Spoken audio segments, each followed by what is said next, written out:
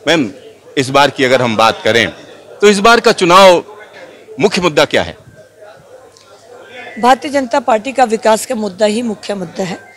देश में जो काम हुए, फिर दिल्ली में हुए, और मैं जिस क्षेत्र से चुनाव लड़ रही हूँ पश्चिमी दिल्ली, वहाँ पर सरकार के द्वारा केंद्र सरकार ने जो भी अलग अलग मंत्रालयों के काम किए हैं उन्हीं को विकास का मुद्दा बनाकर हम जनता के बीच में गए हैं, अपने किए हुए कामों को रखा है और अगले 5 साल में पश्चिमी दिल्ली के लिए हमारा क्या मैनिफेस्टो और देश के लिए क्या है ये लोगों के बीच में रखा है।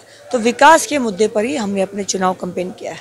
अच्छा, केजरीवाल का जो शराब घोटाला, उसके बाद मालीवाल वाला जो इशू है, ये सब किस तरीके से आपको फायदा दे रहे हैं या इसके आधार पर भी आपको कोई फायदा मिलेगा?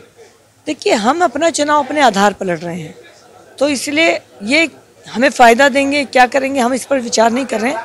हमने जो काम किया उसी के आधार पर हम चुनाव लड़ रहे हैं।